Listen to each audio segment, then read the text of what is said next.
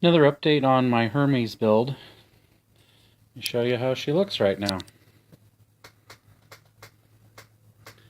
Got some more things drying. I had the saucer all put together last night and left it overnight to dry. Taking the tape and the clips off.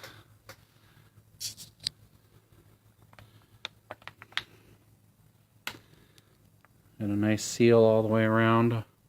Just gonna have to do a little touch-ups here and there on the paint and get some little light bleeds taken care of. Also ran into a problem here with the bussard collector. The way these metal geared engines are, they have a little notch in the drive shaft, and so you can't just stick it into the cap here, otherwise it won't really spin. So I had a piece of styrene that was really thin in there before, but after a few, I'm not sure how many rotations, the drive shaft just kind of literally melted away that piece of styrene in there because it's so much stronger than it. So I've cut a thicker piece and I've got that drying in there right now, and hopefully that'll be able to stand the pressure of that drive piece.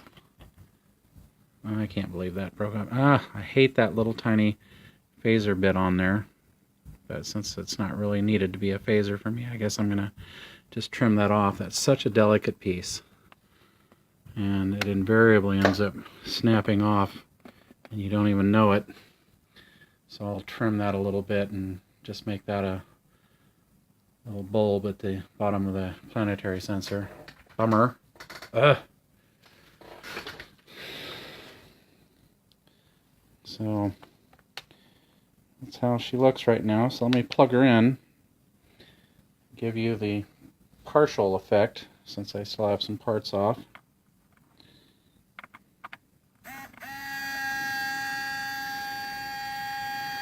Now you can see the colors there in the little reflection there on the camera lens. I've got it on the saucer right there. So you can see I've got some static lights and then blinkers going. And that's just giving a nice bright effect. And if I put the cover on, you can see that a little bit better now. Okay. There's my little blinking strobe at the bottom aft of the nacelle. Now on the nacelle, you can see that I took these parts that normally go on the secondary hull right before the insignia, and I just shaved those down on the bottom side because there's a little notch in them. A protuberance, I should say, not a notch, but a protuberance, and I just shaved that down flush and glued those on there, so then I can just put my decal along that and have it lined up well. There's my neck. I still need to paint in the vents here. They shouldn't be the same color as the hull. And I did 4 chiller grills. Is that what you call those things? The intercoolers, sorry. Decided to do 4 of them on this because I've got a bunch of spare parts from these other builds I did, and I just kind of like how that looks. Let me pick this up. You'll also see, come on, power, stay on there, the aft bulb here. You can see that flickering effect that I've got going in it because I've got a flickering white LED in there, and it gives it a nice pulsing effect. Let me see if I can get a little darker in here so you can see that.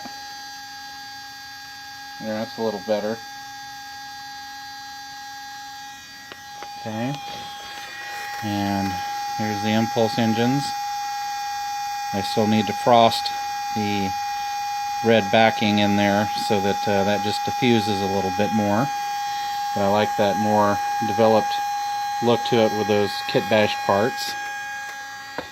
And there's my hangar bays, and you can see the blinking strobes on the exterior of it. and those are yellow. You can't really tell it that well in the light that I've got going right now. There's my 2 strobes, that end, my 2 front strobes, and then underneath.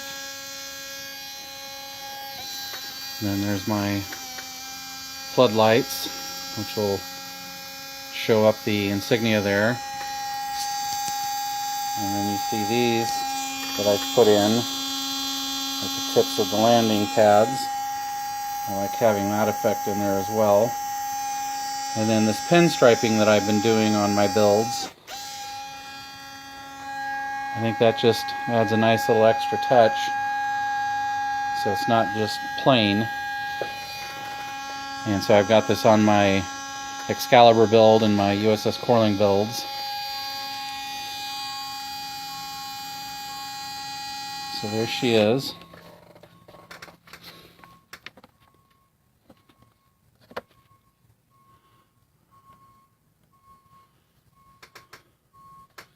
So just letting some more things dry right now. So there's the Hermes right now. I'll get you another video when I get some more done. Thanks.